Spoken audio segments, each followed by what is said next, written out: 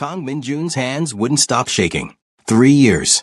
3 years of sitting at this table alone, pretending he was fine, pretending the grief didn't eat him alive from the inside. Today he decided it would be the last time. He stared at the empty chair across from him, Sophia's chair, and felt the weight of the small pill bottle in his jacket pocket. Just enough. Just peaceful. No mess for the hotel staff to clean up. He'd already written the instructions, transferred the accounts, arranged everything with the precision that had made him untouchable in his world. One more cup of tea. One more memory. Then silence. His hand trembled as he reached for the sugar cube. "Excuse me, sir." The voice shattered everything.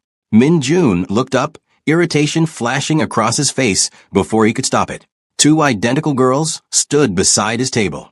10 years old, maybe. Dark braids, bright eyes, matching denim jackets over summer dresses. One had a small scar above her left eyebrow, the only way to tell them apart. The lounge seemed to hold its breath. No one approached Mr. Kang uninvited. Ever. "We're not supposed to talk to strangers," the girl with the scar said, glancing at her sister. "But this is an emergency," the other twin finished. Min-jun set down his teacup with deliberate slowness. Several nearby guests suddenly found their desserts fascinating. His fingers had stopped shaking. "Interesting. I'm certain the staff can help you find your parents." "That's the problem." The scarred twin stepped closer, seemingly unaware she was approaching the most dangerous man in 3 districts. "See that man in the boring suit by the entrance?" Min-jun followed her gaze. The hotel's security manager, Mr. Pearson, was indeed watching them. Pearson's eyes met Min-jun's for a fraction of a second before he looked away, sweat visible on his forehead even from this distance. "He's going to kick us out because we're unaccompanied minors disturbing the ambience." She made air quotes with impressive sarcasm for a 10-year-old. "Then perhaps you should wait outside." "Our mom is on a really important phone call," the second twin said, desperation creeping into her voice. "Her boss is being totally unreasonable about her taking tomorrow off for our school thing. And if she loses this job, we can't afford." "Maya, stop." The first twin grabbed her sister's arm. "Maya." So the one with the scar was... Min-jun felt the pill bottle pressing against his ribs. He should send them away. Finish what he came here to do. End this. But his hands had stopped shaking for the first time in hours. "What exactly do you want from me?" he asked. The twins exchanged a look, one of those silent conversations that only siblings could have. "Would you pretend to be our dad?" the scarred twin asked. "Just for like 5 minutes, until our mom finishes her call?" Min-jun actually laughed. The sound felt foreign in his throat, rusty from disuse. Around them, people shifted uncomfortably. They'd never heard Mr. Kang laugh before. "Absolutely not. Please." Maya clasped her hands together. "You look sad. Sad people are usually nicer than happy people." The observation hit him like a fist to the sternum. He stared at this child who'd somehow seen through his expensive suit and controlled expression, past the reputation that made grown men stammer, straight into the hollow space where his heart used to be. Not sad. Destroyed. Finished. Done. Except his hands had stopped shaking. "That's Mia's superpower," the scarred twin. "She sees things about people." "And Mia's superpower is being bossy," Maya added.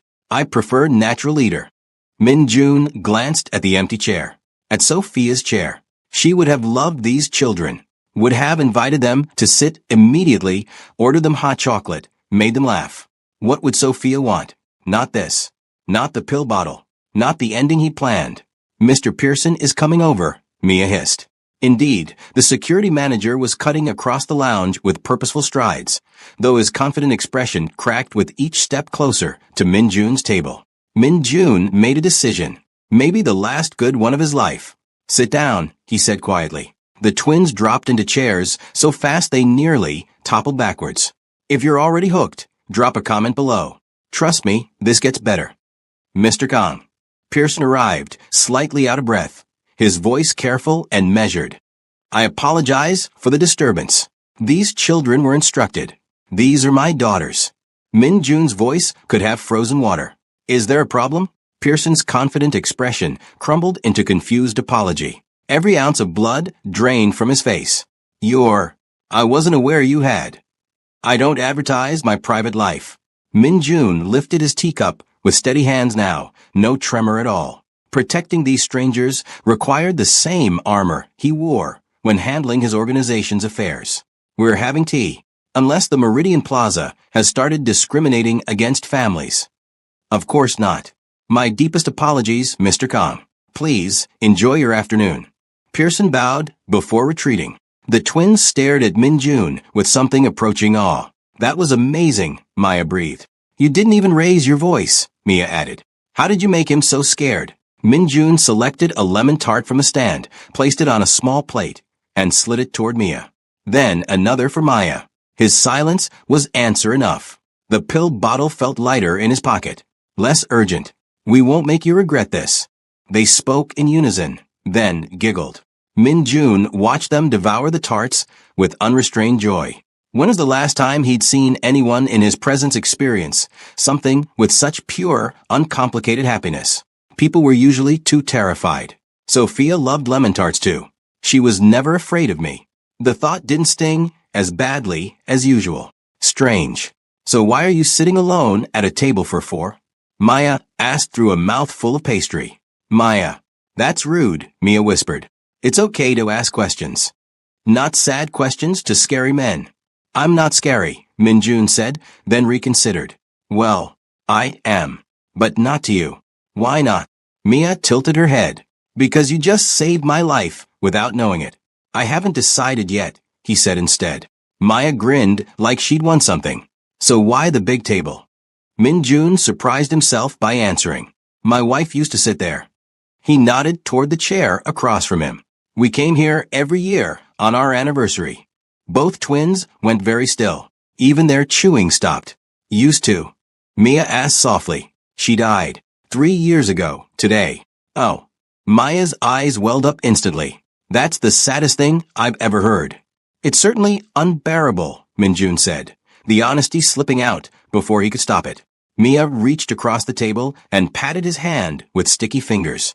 The bodyguard position near the entrance shifted forward instinctively, but Min-jun shook his head slightly. Stand down. Our dad left when we were 5, Mia said. He said we were too expensive and too loud.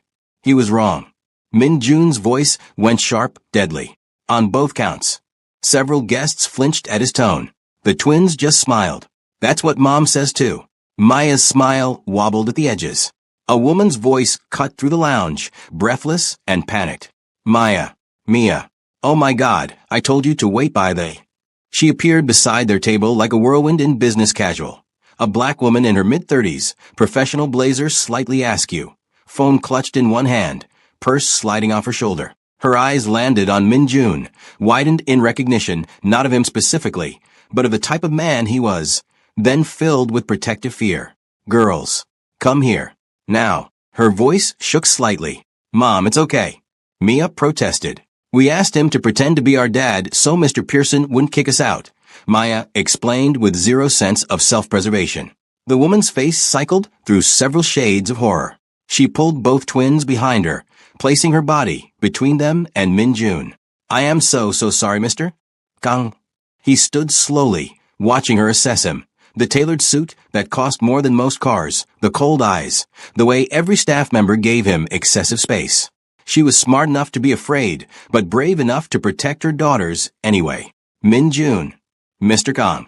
She swallowed hard. Whatever they did, whatever they said, they asked for protection from overzealous security. Min-jun gestured to the empty chairs. His voice softened slightly. They were very persuasive.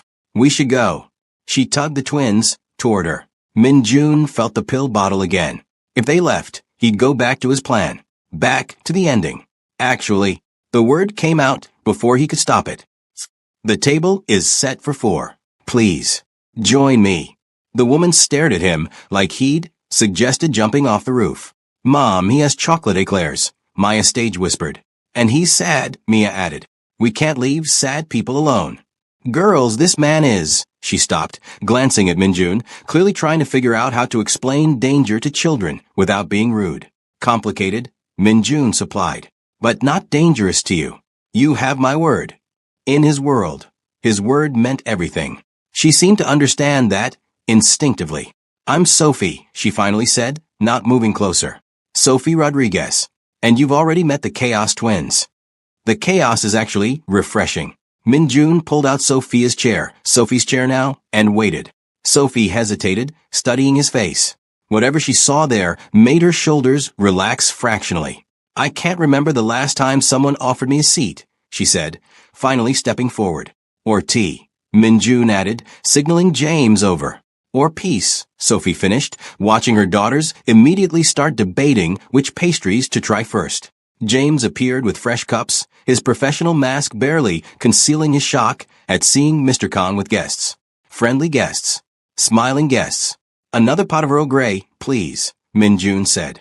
And perhaps something more child-friendly? Hot chocolate with extra marshmallows, the twins chorused. 2 hot chocolates, Min-jun confirmed. Extra marshmallows.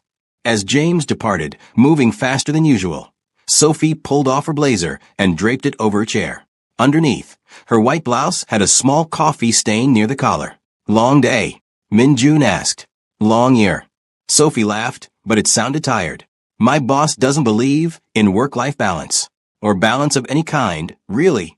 I've been trying to get tomorrow afternoon off for 6 weeks. What's tomorrow? Father-daughter dance at school, Mia said, sipping her hot chocolate. But we don't have a dad, so Mom's taking us. Which is fine. Maya added quickly. Mom's the best.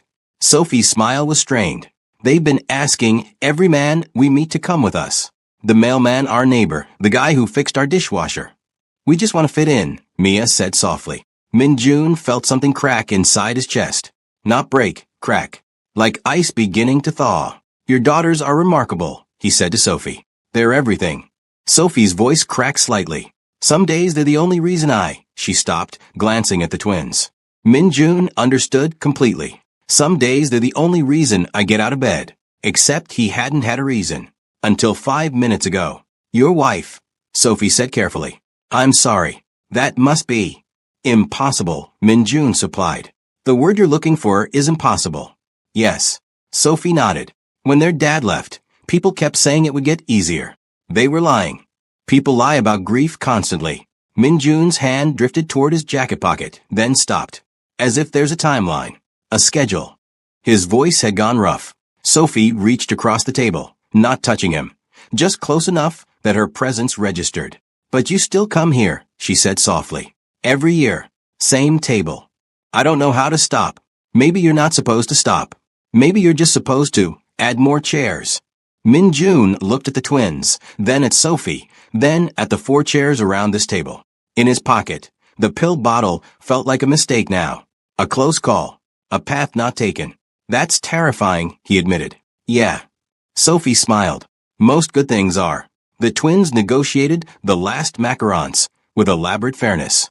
Sophie sipped her tea with visible relief. Min-jun sat among them, his hands completely steady now, and felt something he hadn't felt in 3 years. Hope. The violin quartet transitioned into something softer, more intimate. Around them, the lounge had resumed its elegant rhythm, though Min-jun noticed several guests still stealing glances at his table. Let them look.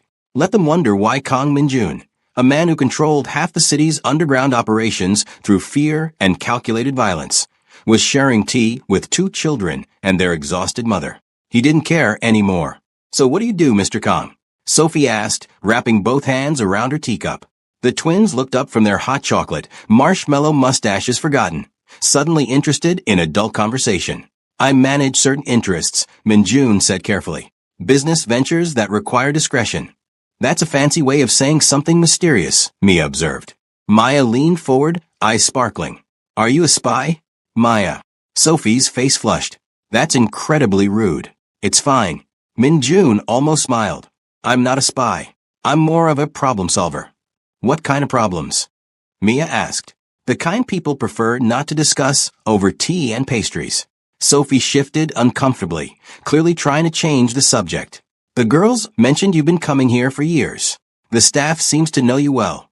I own the hotel. The admission slipped out before Min-jun could stop it. Sophie's teacup paused halfway to her lips.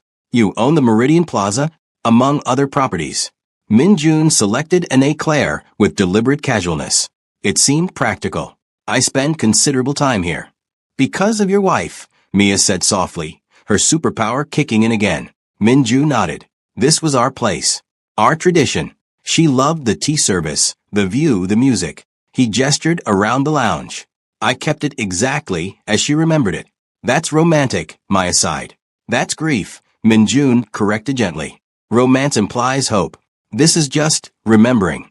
Sophie set down her cup, her expression shifting from polite interest to genuine empathy. How did you meet her? No one had asked him that in 3 years. People either avoided mentioning Sophia entirely or offered meaningless condolences. But Sophie's question felt different, not intrusive, just curious. Human. At a restaurant, Minjun said. I was conducting business. She was the chef. She cooked. Mia's eyes widened. Brilliantly. She could make anything taste like heaven. Minjun's voice softened despite himself. I went there every week for 6 months, before I had the courage to speak to her. 6 months. Maya giggled. That's a long time to be shy.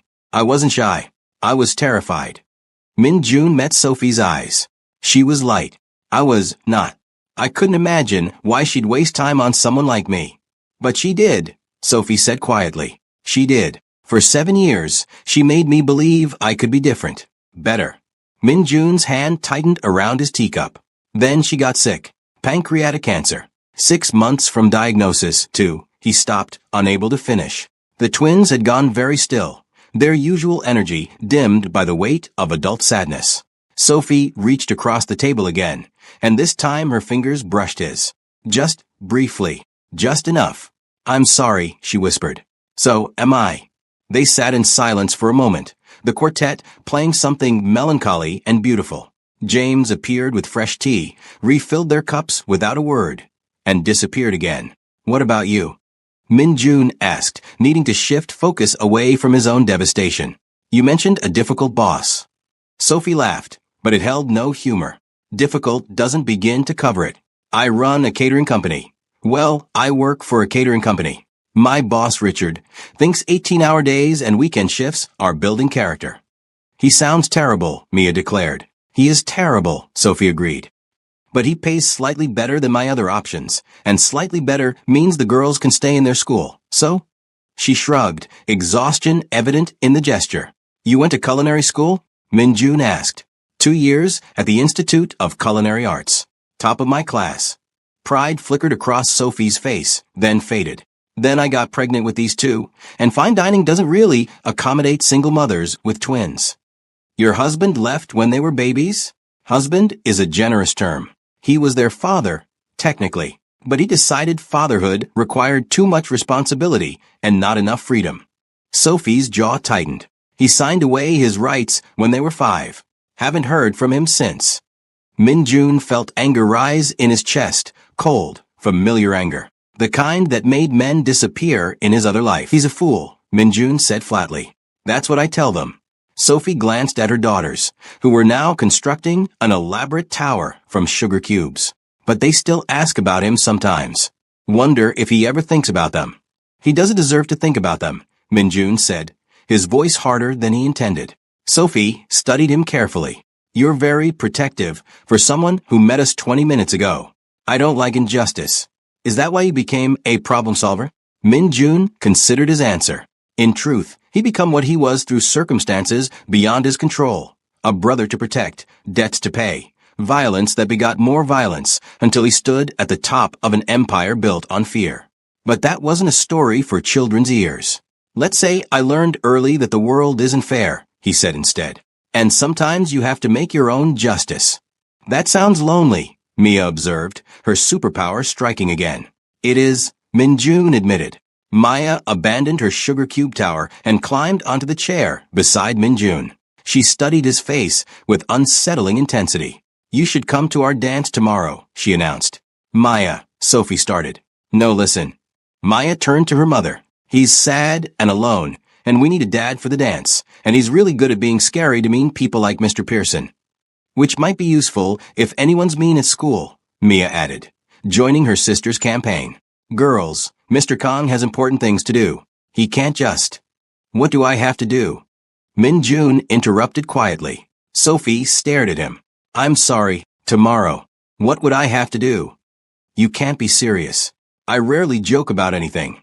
Min-jun looked at the twins, who were vibrating with excitement. What time is this dance? 3 o'clock. Mia practically shouted. At Riverside Elementary. We wear fancy dresses, Maya added. And there's punch and cookies and a photographer.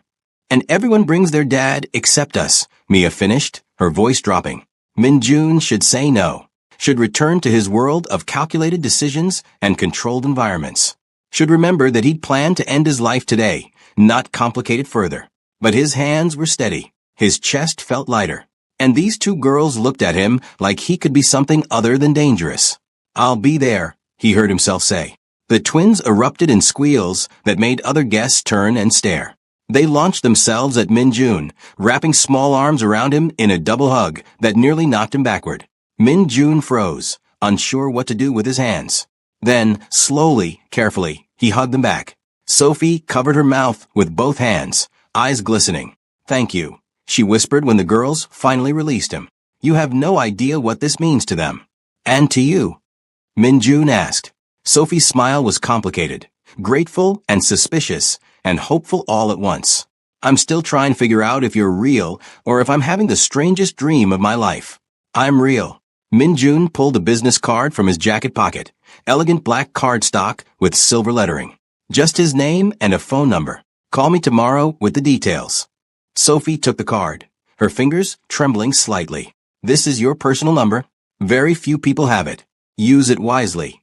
I don't even know what to say. Say you'll save me a dance. The words came out before Min-jun could stop them, surprising everyone. Himself most of all. Sophie's eyes widened. A slow smile spread across her face, genuine and warm. I think I can arrange that. The girls bounced in their seats, already planning the entire event out loud. What they'd wear, what songs they hoped they'd play, how they'd introduce their dad to everyone. Min-jun should feel panic, should feel trapped, should feel the familiar urge to retreat into the cold safety of his controlled world.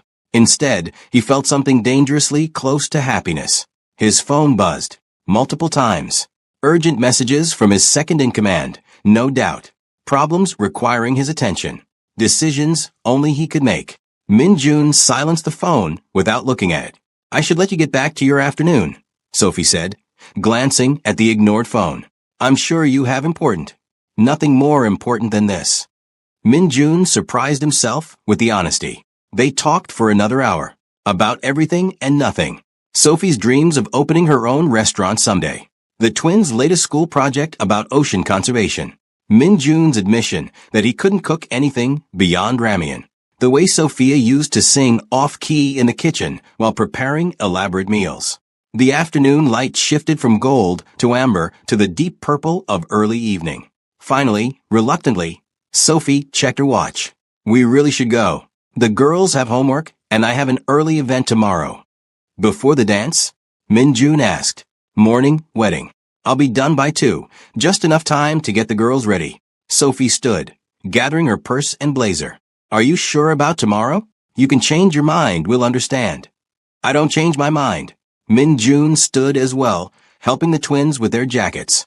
3 o'clock. Riverside Elementary. I'll be there. The twins tackled him with another double hug. Thank you, thank you, thank you, they chorused.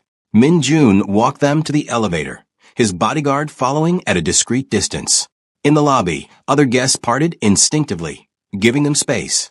Sophie noticed, her expression troubled. People are afraid of you, she said quietly as they waited for the elevator. Yes. Should we be afraid of you? Min-jun looked at her daughters, then at Sophie. No, never you. Why not? Because you saved my life today. Because these children gave me a reason to keep breathing. Because for the first time in 3 years, I felt something other than emptiness. Because I gave you my word, he said instead. The elevator arrived. Sophie herded the twins inside, then turned back. Min-jun. She used his first name for the first time, testing it carefully. Yes.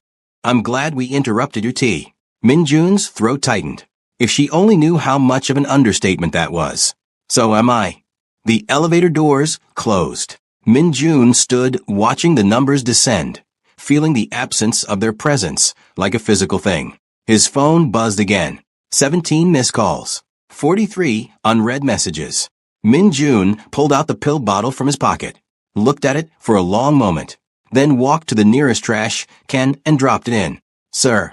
His bodyguard approached carefully. The situation at the warehouse requires your attention. They've been trying to reach you for hours. Handle it. Sir, with respect, they specifically requested. I said handle it. Min Jun's voice carried the edge that made men obey without question. I have more important things to do tomorrow.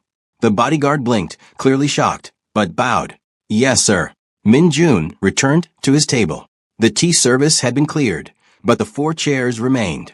He sat down, pulled out his phone, and did something he hadn't done in 3 years. He smiled at his reflection in the darkening window. Tomorrow he had a father-daughter dance to attend. Tonight, he had preparations to make, starting with figuring out what one wore to an elementary school event when one's usual wardrobe consisted entirely of intimidation and expensive suits. His phone rang. His second in command. What? Min Jun answered. Boss, we have a situation. The deal with the... Tomorrow. Handle everything tomorrow. But... That's an order. Min Jun hung up, scrolled through his contacts, found a name he hadn't called in months. Hello. A woman's voice surprised. Ji-woo, I need your help with something. Min Jun? Is everything okay? You never call, unless... Everything is fine. Better than fine. I need you to help me shop for something. Shop? You. For a children's event. Something appropriate. Not frightening. Silence. Then, who are you, and what have you done with Kang Min Jun? I'm serious. I can tell. That's what's terrifying me.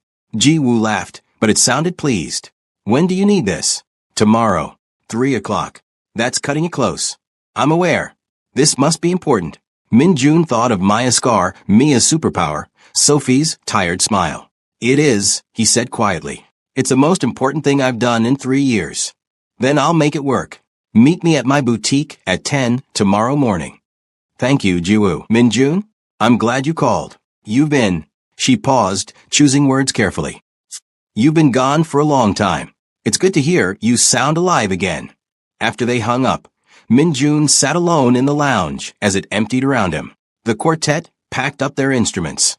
James approached with the check, which Min Jun waved away. He owned the hotel, after all. Good evening, Mr. Kang, James said. Will we see you next year? Min Jun considered the question. Next year. He'd been so certain there wouldn't be a next year. Yes, he said, but I might not be alone. James's professional mask cracked into a genuine smile. I'm very glad to hear that, sir. Min Jun left the hotel and climbed into his waiting car. His driver knew better than to ask questions, simply pulled into traffic and headed toward Min Jun's penthouse. As they drove through his city, the one he controlled through networks of loyalty and fear, Min Jun realized he'd spent the entire afternoon not thinking about his organization, not thinking about territory or profit or the constant calculations that kept him in power. He'd just been a man, having tea, talking to a woman and her daughters, being human. It felt terrifying and wonderful and completely foreign. His phone buzzed with another message. This time he looked. Unknown number. Thank you again for today. The girls haven't stopped talking about you. Sophie. Min Jun stared at the message, tried to think of an appropriate response. Everything felt too formal or too casual or too revealing. Finally, he typed, Thank you for trusting me with them. See you tomorrow. 3 dots appeared immediately. Then, looking forward to it, Min Jun saved her number, looked at it for a long moment, then did something impulsive. He opened his photos, something he rarely did, as they were all of Sophia. Found his favorite, her laughing in this very lounge, sunlight catching her hair, absolutely radiant. He studied her face, her joy, her light. I met someone today, he whispered to the photo. Actually, I met 3 someones. 2 little girls and their mother. They're remarkable. Sophia's frozen smile seemed to approve. I think you'd like them. I think. Min Jun's voice cracked. I think you'd want me to be happy, even if it means moving forward, even if it means filling the empty chair. The photo didn't answer, of course. But Min Jun felt something shift inside him. Permission, maybe. Or acceptance. Or just the first tentative step toward letting go without forgetting. I'll always love you, he promised. But I think I'm ready to try living again. The car pulled up to his building. Min Jun climbed out, phone in hand. Sophia's smile still glowing on the screen. Tomorrow he'd attend a father-daughter dance. He'd probably be terrible at it. The other parents would likely recognize him and be terrified. He'd stick out like a wolf at a puppy party. But Maya and Mia would be happy, and Sophie would smile at him with those warm, knowing eyes. And for a few hours, Kang Min-jun wouldn't be a mafia boss or a feared criminal or a grieving widower. He'd just be Min-jun, a man trying to figure out how to be good for people who deserved goodness. It was the scariest thing he'd done in years. He couldn't wait. Min-jun stood outside Riverside Elementary at exactly 2:55 p.m., feeling more nervous than he had during any business negotiation in his entire life. Ji-woo had done well. Instead of his usual black suits, he wore charcoal slacks, a soft gray sweater, and a wool coat that made him look almost approachable. Almost. His bodyguard waited in the car half a block away, under strict instructions to remain invisible. Parents streamed past him into the gymnasium, most offering polite smiles before recognizing something in his bearing that made them hurry along. A few fathers nodded respectfully, the kind of respect that came from recognition, not friendship. Min-jun checked his phone. 2:57 p.m. His second-in-command had called 6 times this morning. Min-jun had ignored every call. Min-jun. He turned. Sophie was rushing toward him, slightly out of breath, looking absolutely beautiful, in a simple navy dress. The twins flanked her, matching in pink dresses with white cardigans, their braids adorned with ribbons. "You came," Sophie said, and he heard genuine surprise in her voice. "I said I would." "I know, but I thought maybe you'd wake up and realize this was completely insane." "It is completely insane," Min-jun agreed. "I came anyway." Maya grabbed his hand. "You look nice. Not scary at all." "Well, maybe a little scary," Mia added. "But like good scary. Like a superhero." Min-jun looked down at these two girls who'd saved his life without knowing it, and felt something warm expand in his chest. "Shall we?"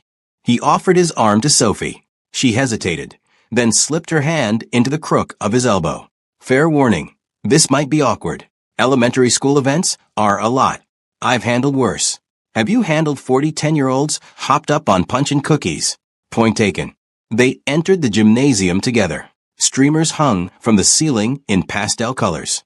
A DJ set up in one corner was already playing age-appropriate pop music. Tables lined the walls, covered in snacks and decorations.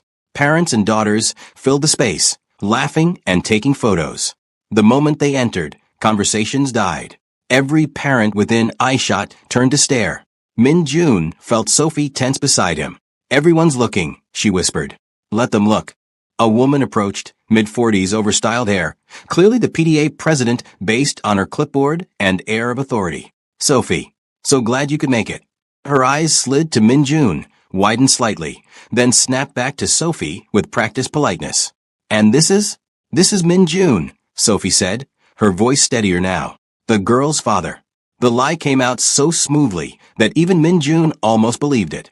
"Oh, I didn't realize you were." The woman's smile became strained. "How wonderful. Welcome, Mr. Kang." "Mr. Kang, please enjoy the festivities." She retreated quickly, already whispering to another parent. "That was Mrs. Patterson," Sophie murmured. "School gossip extraordinaire. By tomorrow, everyone will know you exist." "Does that bother you?" Sophie considered the question. "Ask me in 24 hours. The twins dragged him toward the dance floor, where other father-daughter pairs were already swaying to the music. Min-jun stood frozen, suddenly aware he had no idea how to dance with children. "Just hold our hands and sway," Mia instructed. "It's not complicated. Unless you want to spin us," Maya added. "Spinning is fun." Min-jun took their hands carefully, as if they might break. The girls giggled and started bouncing to the music, pulling him into their orbit. And just like that, he was dancing at an elementary school father-daughter event. Around them, other parents stared. Some whispered. A few fathers nodded in recognition, men who knew exactly who Kang Min-jun was and were smart enough to keep their distance. But the twins didn't notice. They were too busy teaching him their version of dancing, which involved a lot of spinning and jumping and absolutely no regard for rhythm. Min-jun found himself laughing. Actually laughing. Sophie watched from the sidelines, her phone out, capturing photos. When the song ended, Min-jun walked over to her. "Your turn," he said. "What?" Dance with me. Min-jun, this is a father-daughter dance. And you've been both mother and father to them for years. Dance with me. Sophie's eyes glistened. She let him pull her onto the floor just as a slow song started. Min-jun placed one hand on her waist, took her hand with the other, and began to lead. You can actually dance, Sophie said, surprised. My wife taught me. She said every man should know how to dance with the woman he loves. They swayed together, aware of the stares, but no longer caring. This is insane, Sophie whispered. Yesterday, I didn't know you existed. Today you're dancing with me at my daughter's school. Do you want me to leave? No. She looked up at him, and Min-jun saw something fragile and hopeful in her expression. I really don't. Good. Because I'm not going anywhere. The twins appeared beside them, each hugging a leg. Can we get cookies now? Maya asked. Please. Mia added. Min-jun and Sophie broke apart laughing. Go ahead, Sophie said. But only two each. The girls raced toward the snack table. Min-jun and Sophie followed at a more sedate pace. They adore you already, Sophie observed. You realize that's dangerous, right? How so? Because when you disappear back to your complicated life, they're going to be heartbroken. Min-jun stopped walking, turned to face her fully. What makes you think I'm going to disappear? Because men like you don't stick around for women like me. Men like me, powerful, wealthy, clearly involved in things you won't discuss. Sophie's voice was gentle but firm. I'm a single mother working 2 jobs to make rent. We live in completely different worlds. We did, Min-jun agreed. Until yesterday, when your daughters asked me to pretend to be their father, and I realized I didn't want to pretend. I wanted it to be real. Sophie stared at him, speechless. I'm not good at this, Min-jun continued. At being vulnerable or open or any of the things normal people do easily. My life is complicated and sometimes dangerous and definitely not suitable for children. But, Sophie's voice was barely a whisper. But I haven't felt this alive in 3 years. And I think, he paused, choosing words carefully. I think Sophia would want me to try, to be happy, even if it's messy and imperfect and terrifying. This is terrifying, Sophie agreed. Then we're terrified together. A camera flash went off nearby, the school photographer capturing a moment. Min-jun barely noticed. I have conditions, Sophie said finally. Name them. First, no lies to the girls. If this doesn't work out, we tell them honestly. They've had enough abandonment for one childhood. Agreed. Second, I need to know what you actually do. Not details, but enough to know if my daughters are safe around you. Min-jun took a breath. I run an organization that operates outside legal boundaries. I manage territory, solve disputes, and ensure certain business ventures remain profitable. I've done things I'm not proud of, hurt people who deserved it and some who probably didn't. But I have rules. No drugs near schools. No violence against women or children. And I protect what's mine. And if we become yours, Sophie asked quietly, then I protect you with everything I have, which is considerable. Sophie processed this information. Min-jun waited, prepared for her to walk away, to protect her daughters from the darkness he carried. Third condition, she said instead. You have dinner with us. At our apartment, not some fancy restaurant, our home. You see how we actually live, and you decide if you can handle the chaos. When? Tomorrow night, 6 o'clock. Sophie pulled out her phone. I'll text you the address. I'll be there. You keep saying that. Showing up. I will keep showing up, Min-jun promised. For as long as you'll let me. The twins returned, cookies in hand, chocolate already smeared on their faces. We got you one. Maya held up a cookie for Min-jun, and one for Mom. Mia added. They spent the next 2 hours at the dance. Min-jun spun the twins until they were dizzy, posed for countless photos, made small talk with other parents who were clearly terrified but too polite to show it, watched Sophie glow with happiness as her daughters finally got to experience what other kids took for granted. As the event wound down, families began filtering out. Min-jun helped the twins with their coats, Sophie gathering their things. Can Min-jun come home with us? Maya asked. Not tonight, sweetie. He has work. But tomorrow? Mia pressed. Tomorrow he's coming for dinner, Sophie confirmed.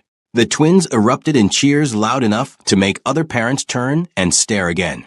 Outside, The late afternoon sun painted the sky in shades of orange and purple. Min-June walked them to Sophie's car, a beat-up Honda that had seen better days. "This is us," Sophie said, almost apologetically. "It runs." "Most of the time." "Good enough." The twins climbed into the back seat, still chattering excitedly. Sophie lingered by the driver's door. "Thank you," she said, "for today, for showing up, for making them happy. Thank you for letting me." They stood in awkward silence for a moment, neither quite sure how to say goodbye. Finally, Sophie stood on her tiptoes and kissed his cheek. Brief. Warm. Perfect. "Tomorrow. 6 o'clock. Don't be late." "I won't." Min-June watched them drive away, his hand touching the spot where her lips had been. His phone rang immediately, his second in command. "Yes. Boss, we need you. The situation has escalated. Handle it." "I can't handle this alone. We need your authority." "Then make the decision yourself. That's why I pay you." "But I'm busy." Min-June hung up.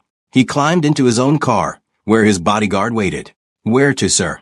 "The flower shop on 5th Street, then the toy store on Madison, then home." The bodyguard's expression remained neutral, but Min-June caught the slight raise of his eyebrow. "Flowers and toys, sir? Do you have a problem with that?" "Not at all, sir." They drove in silence for a moment. "Sir, if I may ask, what happened yesterday?" Min-June thought about the question, about the pill bottle in the trash, about 2 little girls who'd seen through his armor straight to his broken heart, about a woman brave enough to give him a chance despite knowing he was dangerous. "I remembered how to live," he said simply. The next evening, Min-June stood outside a modest apartment building in a neighborhood he technically controlled but had never actually visited. He held a bouquet of flowers for Sophie and 2 wrapped presents for the twins. He was 15 minutes early. At exactly 6 o'clock, he knocked. The door flew open immediately. Maya and Mia stood there, still in their school uniforms, faces lighting up. "He came," they shouted in unison. "Of course I came." Min-June stepped inside, taking in the small but tidy apartment. Mismatched furniture, photos covering every wall, the smell of something delicious cooking. "I said I would." Sophie emerged from the kitchen, wearing jeans and a sweater, hair pulled back, completely beautiful. "You brought flowers," she said, taking the bouquet. "And presents." Mia pointed to the wrapped boxes. "Those are for after dinner," Sophie said firmly. "Min-June, make yourself comfortable. Dinner's almost ready." The twins dragged him to the couch, showed him their school projects, their favorite books, their collection of rocks from the park. Min-June listened to everything, asked questions, genuinely interested. Sophie called them to dinner, a simple meal of roasted chicken, vegetables, and rice. They sat around a small table that barely fit 4 people. "We usually say grace," Maya said. "Is that okay?" "Of course." They held hands around the table. Min-June found himself between Mia and Sophie, their hands warm in his. "Thank you for this food," Maya recited. "And for our family.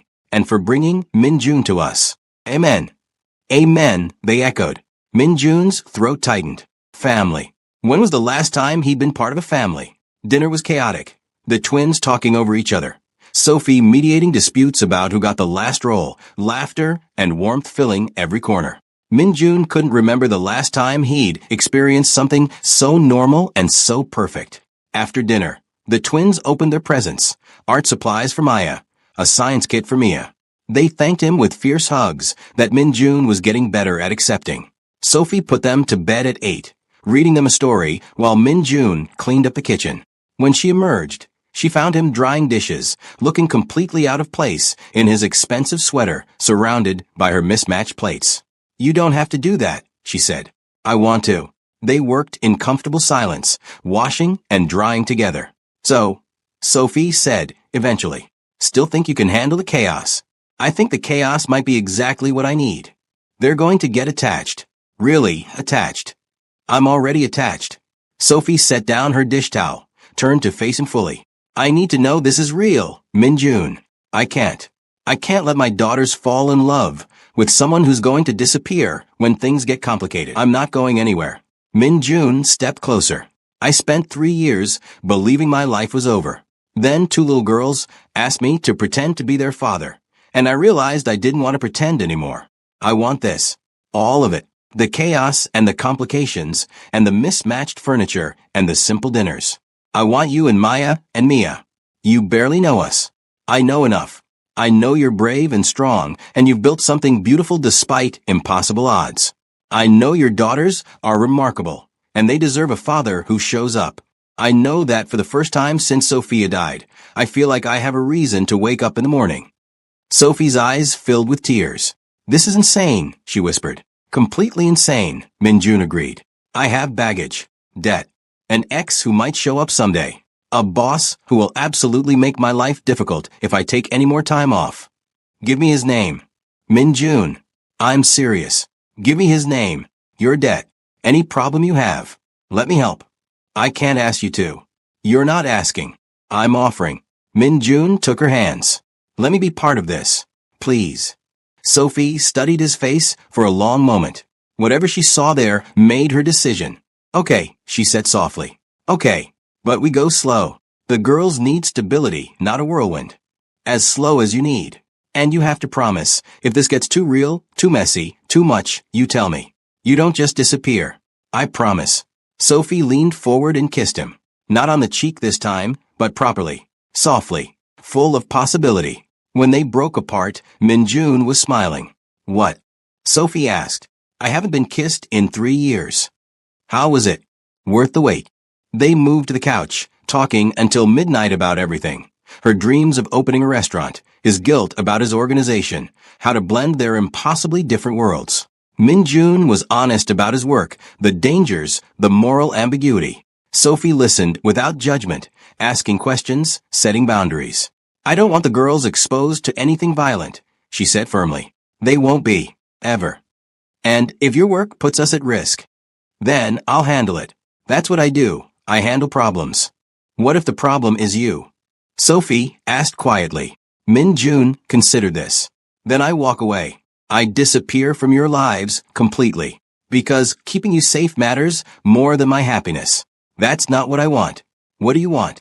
I want you to stay. I want the girls to have a father who loves them. I want. Sophie paused, vulnerable. I want to not be alone anymore. Then let me stay. 5 months passed. Minjun became a fixture in their lives. Sunday dinners, school pickups, bedtime stories. He taught the twins basic Korean phrases, helped with homework, attended every school event, gradually becoming less terrifying to other parents. His organization ran smoothly despite his reduced hours. Turned out delegating actually worked when you had competent people. Sophie quit her catering job. Minjun helped her start her own company, not charity, but a proper business loan with strict repayment terms because Sophie's pride demanded it. Within 3 months, she had more clients than she could handle. They hadn't defined what they were, not officially, but Minjun kept a toothbrush at the apartment. Sophie had a key to his penthouse. The twins called him Minjun, but introduced him as our dad to anyone who asked. It was messy and complicated and absolutely perfect. Then, one Tuesday in October, Mia fell at school. Broke her arm badly enough to require surgery. Minjun was in the middle of a critical meeting when Sophie called, voice shaking. They're taking her to Mercy Hospital. I'm stuck across town at an event. I can't get there for at least an hour. I'm already leaving. Minjun stood, collected his coat, and walked out while his associates sat in stunned silence. He'd never left a meeting early, ever. He reached the hospital in 20 minutes, found Mia in the ER, terrified and in pain. Maya sat beside her, trying to be brave. Minjun. Mia's face crumpled with relief. It hurt so much. I know, sweetheart, but the doctors will fix it.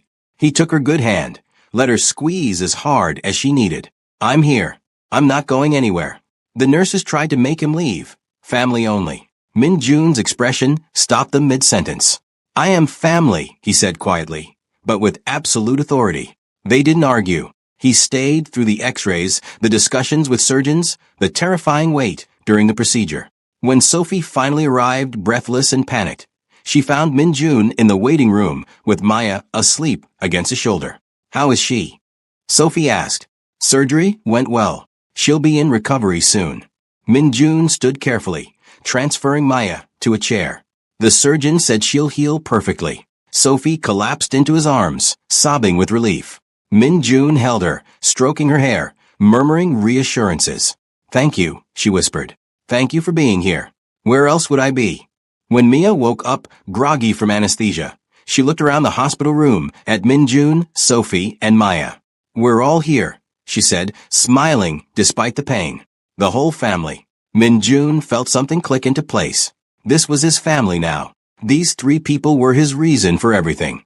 3 weeks later, on a crisp November evening, Min-jun took them all back to the Sapphire Lounge.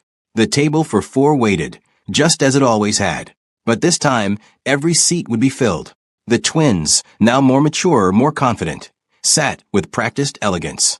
Sophie, in a beautiful dress Min-jun had insisted on buying, looked radiant. James served them with a knowing smile. "It's good to see you all together, Mr. Kong," he said quietly. Min-jun looked around the table, at Maya's bright eyes, at Mia's cast, covered in signatures and doodles, at Sophie's warm smile.